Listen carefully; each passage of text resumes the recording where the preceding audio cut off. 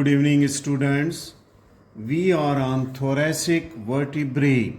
In the last video, we learn about the typical thoracic vertebrae. As I said in the last video, that thoracic vertebrae are classified as typical and atypical.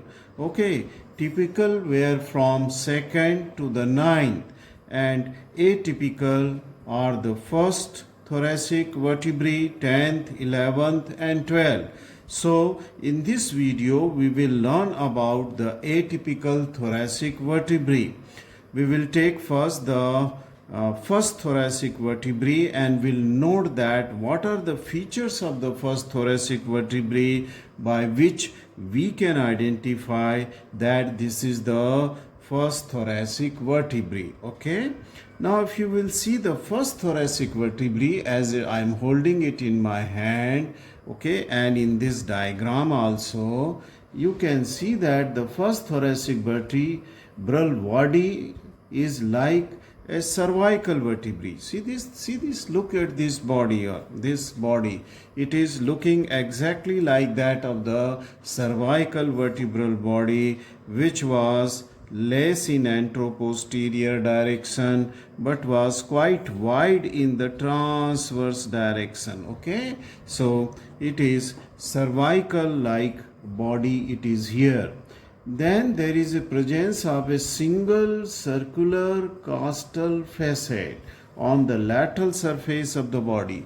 If you will see the lateral surface of the body of the first thoracic vertebrae, this is a single circular costal facet. See this single circular, let it focus. Single circular costal facet is present here onto the lateral aspect of the body.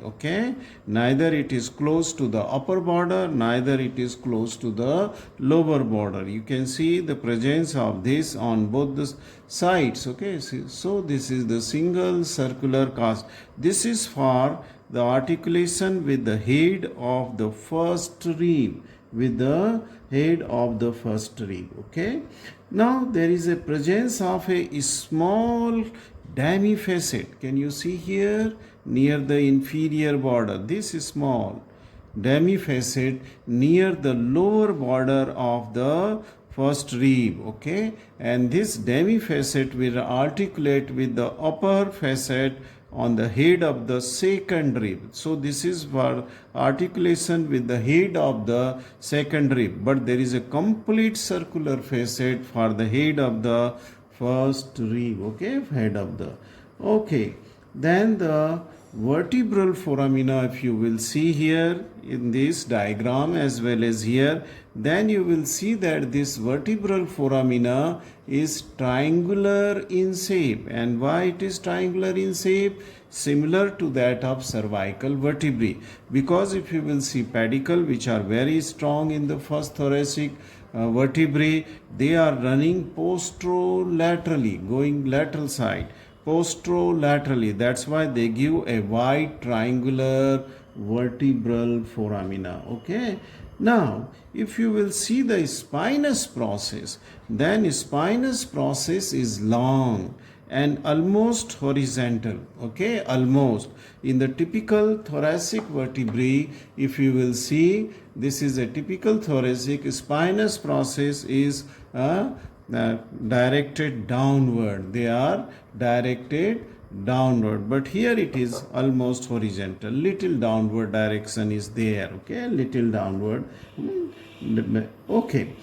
And another feature which I will like to tell you about the first thoracic vertebrae, which is usually present. If you will try to see the superior articular facets, they are looking posterolaterally, of course, like any of the thoracic vertebrae, typical also.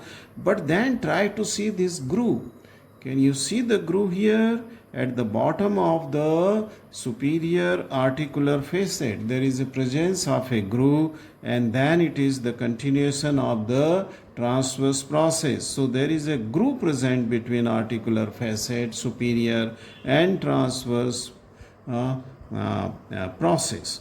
Now this is not mentioned in any of the books, but Usually in 99% cases you will find the groove present here, okay, in this first thoracic vertebrae. Okay, so these are the features of the first thoracic vertebrae by which you can identify it as the first thoracic vertebrae. Okay, I hope that you got all the points which will differentiate it from the first thoracic vertebrae. I told you a new structure, that is a groove, will be seen just at the bottom of the superior articular facet. Okay, superior articular facet.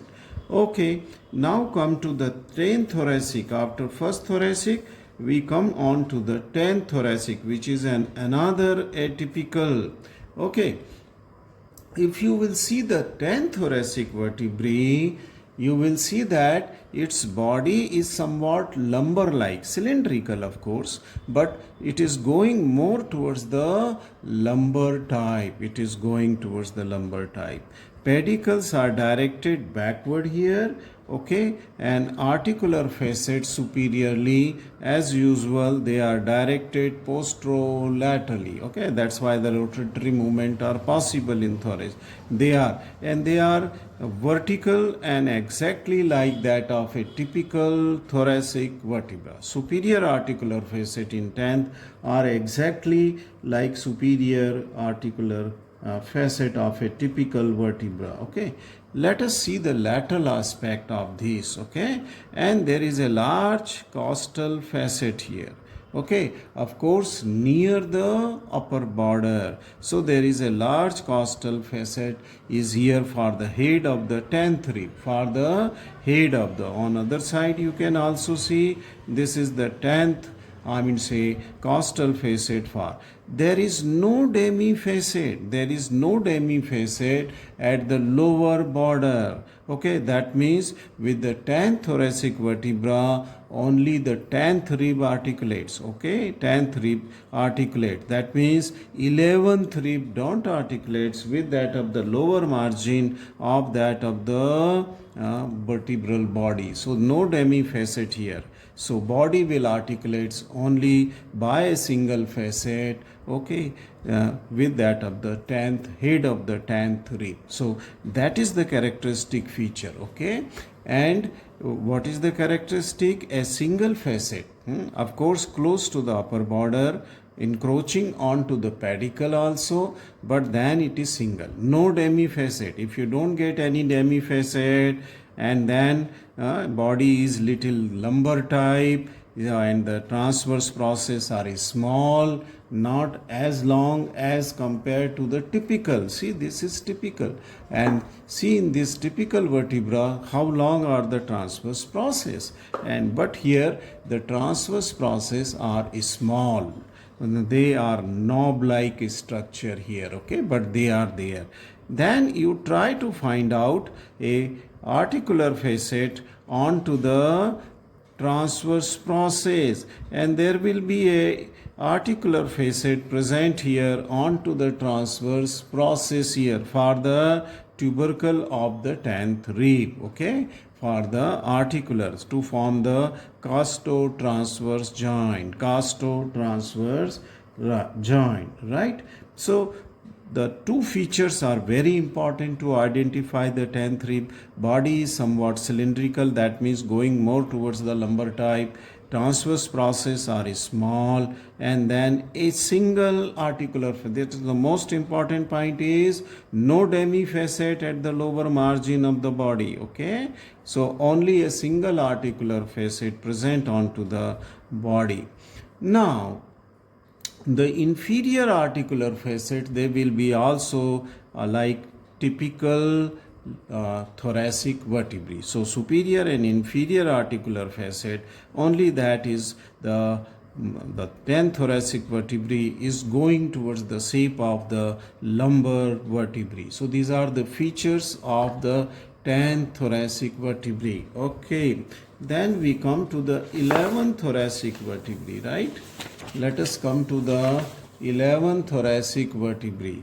And 11th thoracic vertebrae can be very easily distinguished, okay, because of there is a presence of a single articular facet onto the body. So lateral surface of the body encroaching onto that of the this pedicle. See the large single articular facet. Okay, see on both the sides.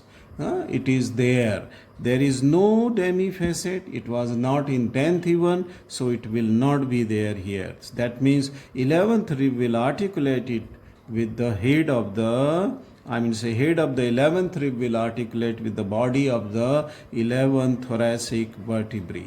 Superior articular facets, they are just like that, facing posterolaterally, so they are just like that of the thoracic vertebrae. Okay, thoracic vertebrae. The body is now more towards the lumbar side. Okay, it is more towards the lumbar side. Then come to an important aspect, another important, that transverse process is small, which have started reducing in length from 10th only. Still it is less. Okay, transverse process is small. And important thing is that there is no articular facet on the transverse process for articulation with the tubercle of 11th. Why? Because there is no tubercle on the 11th rib. Okay, so there is only presence of head. There is no neck, no tubercle, and no angle in the 11th. Okay, or a very faint angle is there on to the 11th because it is a floating rib.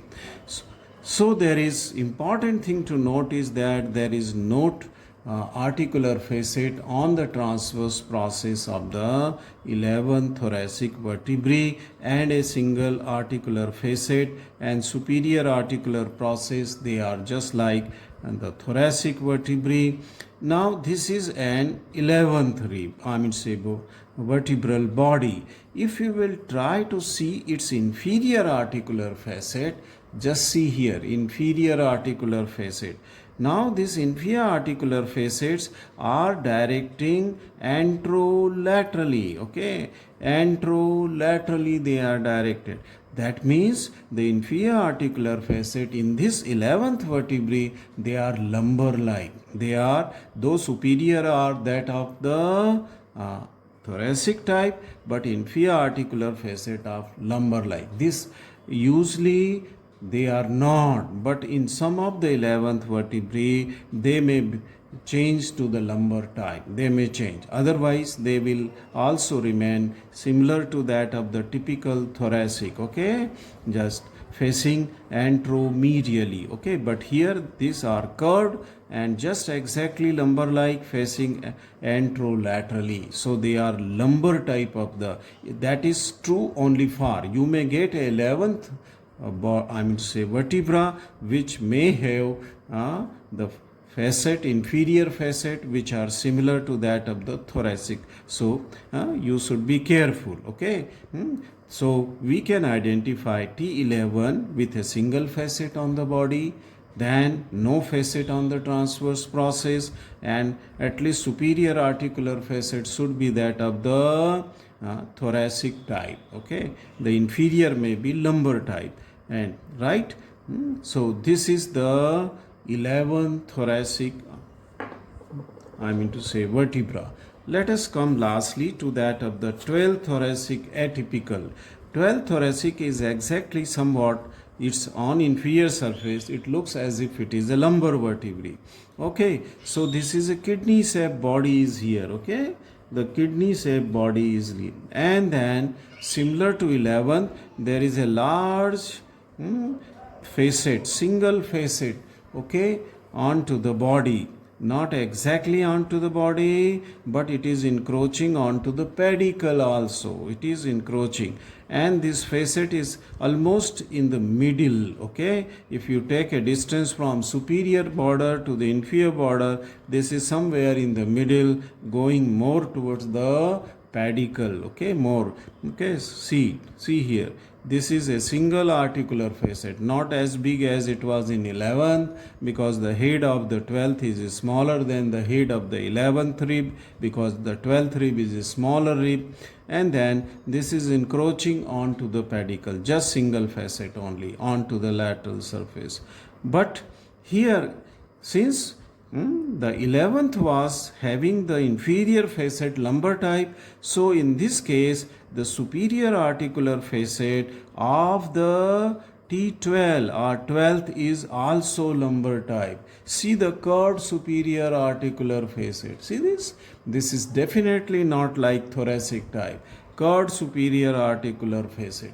But in most of the cases, T12 or the 12th thoracic vertebra, superior may be like that of the thoracic, but inferior definitely will be that of the lumbar type. Here both the facets, superior and inferior, they are lumbar type of the facet. So you may get a T12 body, vertebra which is lumbar type, showing the facet lumbar type, but in most cases the superior will be the thoracic type, means facing posterolaterally, flat, vertical. Here they are curved, lumbar type, but and inferior may be lumbar type. And another feature here is that the spine is exactly like that of the lumbar vertebrae, quadrilateral, small, and facing posteriorly, not downward. Okay, so this is that spine, quadrilateral. You can see this is the spine, and this is the facet which is the lumbar type inferior articular facet, right? And the single articular facet for the head of the 12th rib, head of the floating rib. So there is no facet for transverse process. Okay, let us see the transverse process, okay, which is most important for 12th. Transverse process here in the 12th is rudimentary, almost absent, but this whole knob is sometimes considered as the transverse process, and it is said to have 3 different tubercles. This is the tubercle which is called as mammillary process.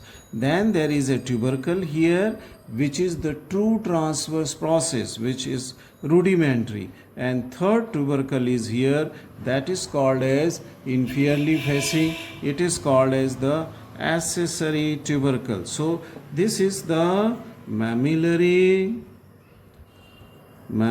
tubercle.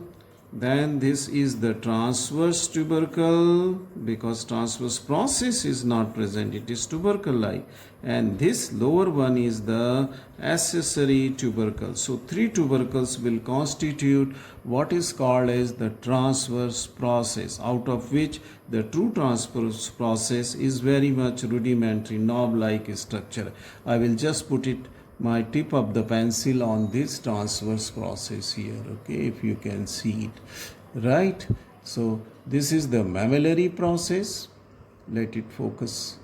This is the mammillary process, this is the transverse tubercle, not process, mammillary tubercle, transverse tubercle, and the lower one is this, it is called as the accessory tubercle. This is called as accessory tubercle, right? So this is an accessory tubercle. Okay, so you can say that you will not get the transverse process in 12, but it is not correct, though it is in the form of a tubercle, but for practical purpose you will not get any transverse process. There are instead there are 3 tubercles: mammillary, transverse, and the accessory tubercle. Right, it is almost the lumbar type vertebrae. Then how we will say that if it is lumbar type, everything is lumbar, facets are lumbar, okay? Then how can you say that, okay, body is lumbar, okay, spine is that of lumbar types, okay, curved articular facets superior are there, okay? You can say that it is thoracic in spite of everything is lumbar. Just see on the lateral aspect of body, there is an articular facet, and this articular facet is for the T12, head of the T12 rib, okay, say 12th rib, head of the 12th rib, right? So only because of the presence of a facet, you have to tell it that it is the thoracic. Otherwise, it was the lumbar. If this facet would have not been here, you can very well say that it is the lumbar vertebrae. So these were the four atypical thoracic vertebrae, that is 1st, 10th, 11th and 12th. Now I come to the ossification of the vertebra. The ossification of the vertebrae ossifies in cartilage. So the ossification is endochondral ossification. Each vertebra ossifies by three primary centers. One for body, which appears in the 8th week of intrauterine life, and it starts forming the bone all around. So the bone starts forming after the 8th week of intrauterine life from this primary center.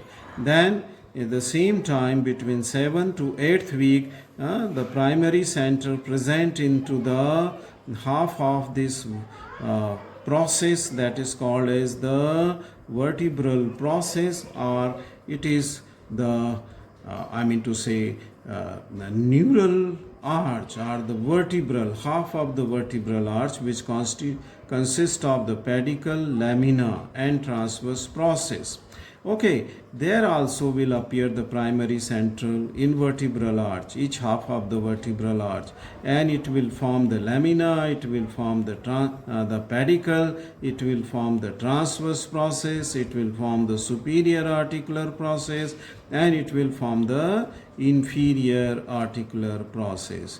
And if you will take an X-ray of a vertebra, okay, before that of the at the age of 3 or 4 years, the three bony parts will be seen. There will be a gap between the two laminae. There will be a gap between the pedicle and the posterolateral aspect of the body, because they are still cartilaginous.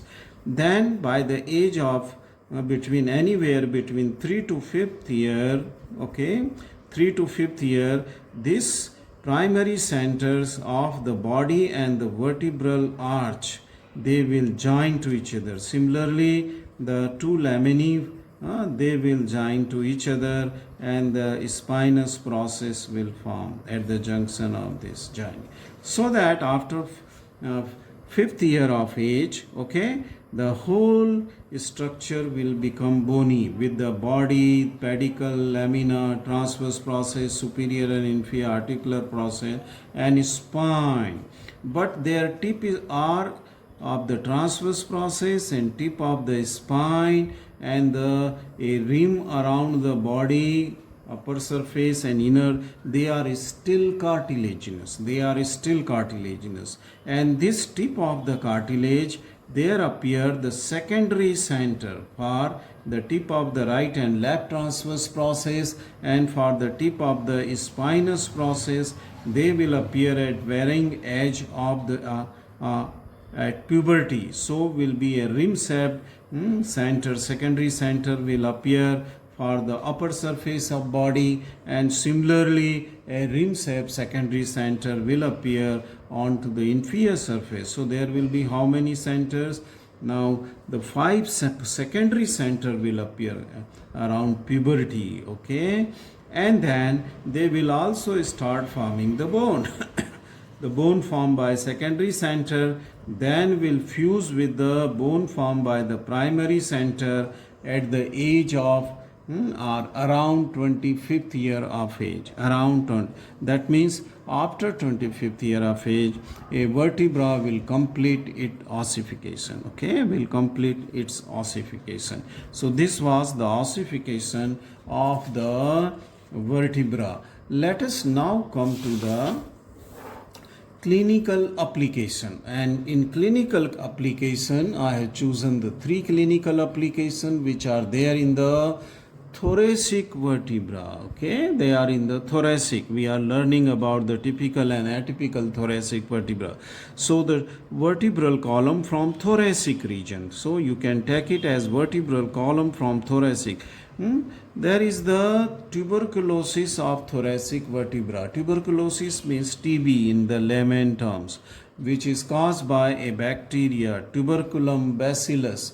When this bacteria goes inside the body, which is spongy of thoracic vertebra, through the blood vessels, which I have shown you in the last video, that there are minute foramina which carries the blood inside the spongy bone of the body of the thoracic vertebra. So this bacteria will go and settle there. And why they will settle there? Because the flow of the blood is very sluggish or slow in the vertebra, in the spongy bone. There they can grow very fast, and when they will grow, they will destroy the spongy bone of the body of the thoracic vertebrae, right? And when they will start destroying the thoracic, there will be the formation of the pus, which is called as the cold pus. And why it is called as cold pus? Okay, everywhere in body when we get the pus, then it is very painful, red, and swelling is there. Okay, when we get somewhere the boils or something like that, infection.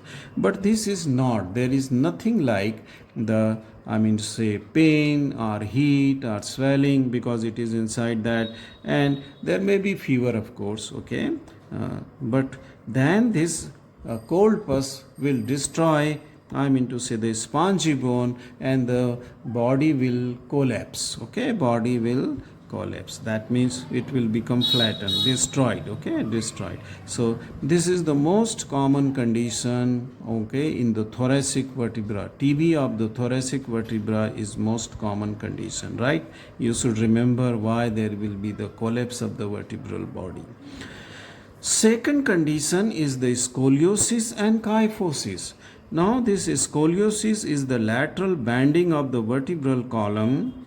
To begin with, it begins in the thoracic region, and at the same time the vertebrae they rotate. Okay, so it is not only the lateral bending, but the rotation also occurs. And as I said, the beginning of the scoliosis takes place in the thoracic vertebral column, where the ribs are attached. Okay, and then it may go towards the lumbar and the cervical region. So scoliosis is the lateral bending and rotation, while kyphosis also is very common in the thoracic vertebral column, where there is the concavity of the vertebral column, thoracic vertebral column increases. Okay, so that the bulging takes place on the posterior or towards the back side. A person usually in old age it takes place, and while the scoliosis takes place at the age of puberty in the girls who are tall, at the age of puberty scoliosis appears. Okay, scoliosis appears, while kyphosis appears in the old age because of the osteoporosis. There is no calcium in the vertebral bodies. To say very little calcium is there, and they collapse. And because of collapsing of these vertebral bodies in the thoracic column, what happens that the curvature, which is concave forward, increases. Okay, increases, and person bends forward. Okay, you must have seen the old people, they are bending forwards, walking with the stick help. Okay, then the third condition is the hemivertebra. Hemivertebra means half of the vertebra is present and half of the vertebra is absent. How it will happen? So usually there is a single center which appears in the 8th week of intrauterine life or body, but sometimes there will appear the two centers. So one center will give the half of the vertebrae, and if one of the center is absent, only one center, when one half is present, that the half of the vertebrae will not form. If I draw it from anterior aspect, a hemivertebra looks like this. Okay, and there is nothing. Okay, which should be otherwise like this. It is the only on one side the vertebra, on this side there is nothing, and because of that the rest of the vertebrae, okay, the body of the vertebrae, say for a vertebral body above and below, they will articulate like that, and thus the column will bend. Okay, the column will bend. Okay, a lateral bending will take place in the column, which is a type of scoliosis. Okay, not a typical scoliosis, but where in a idiopathic scoliosis we do not know the cause why the bending takes place of the scoliosis, but here we definitely know because it is due to hemivertebra. So these were the three clinical conditions. Now, just for 2 minutes, I will tell you the functions of various components of the thoracic cage. I told you that thoracic cage is formed anteriorly by sternum, then on the sides by the ribs, 12 pairs of ribs, and posteriorly by the 12 thoracic vertebrae with intervertebral disc where they form the thoracic column. Now, let us see the function of the sternum. Beside that, it gives attachment to the costal cartilages. Sternum plays an important role. Now, I will tell you in relation to the load transmission. Lot of the load comes onto the, see this. This is the thoracic cage and this is the manubrium, body and xiphoid, and these ribs they are articulating with it. Okay, they are articulating with sternum, right? From where the load comes onto the sternum? On the clavicular notch of this manubrium, the sternum on either side articulates with the clavicle then articulates with the scapula at the acromioclavicular joint, and the scapula articulates with the humerus at the shoulder joint, and so on. And if you are suppose carrying the buckets in your both the holding in both your hands, okay, say each of the bucket is carrying 10 liters of the water, that means a lot of the load you are carrying on your upper limb. Okay, and this will be a tensile force which will come through the humerus to the shoulder joint, from shoulder joint to the scapula, then to the acromion process, and then it will come to the clavicle, and from clavicle this force will come onto the sternum, okay, through the sternoclavicular joint, and then this force, okay, it will come onto the sternum. Now what will happen once the force has come to the sternum? Now this force from which has come to the sternum then will diffuse on the sternum, and from sternum at each level it will try to go to the ribs. See here in this, it is just a section from the thoracic cage, and this is the sternum which having the two costal cartilages on which side. From sternum then this load will go through ribs, all ribs, okay, which are having the attachment here through the sternum. It will go here, and then when it will reach to the vertebral column here, okay, then this load will distribute into two. That means through the head, through the costovertebral joint body. Okay, maximum load will go to the vertebral body. A significant load through the costotransverse joint will also go to the transverse process. From transverse process, it will go to the lamina. Okay, it will go to the lamina. And I have just worked out, okay, in the 90s, how these loads are ultimately going. Say for example, this is the costotransverse joint. Okay, the load which has gone to the thoracic vertebra, it is one type, but I am just now dealing the load which has come through the costotransverse joint onto the transverse process. Then it will go to the transverse process. From transverse process it will diffuse on lamina, and inferior facet will articulate with the superior facet of the lower vertebrae at facet joint.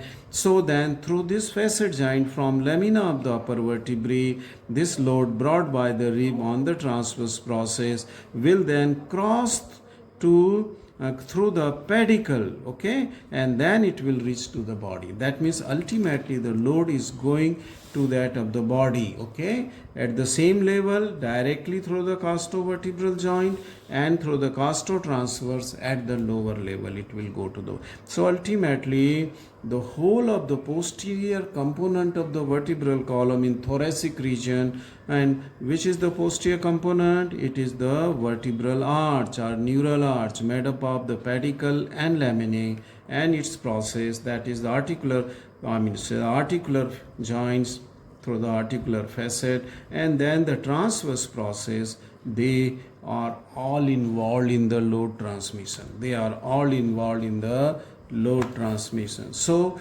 sternum is load bearing, the ribs and sorry, the ribs which are taking this, okay, almost all the ribs are the load bearing, okay. I actually calculated the percentage of the load carried by individual ribs, and I found that the the seventh rib is the maximum. It is carrying the maximum, and similarly the rib number 1 is carrying the maximum load.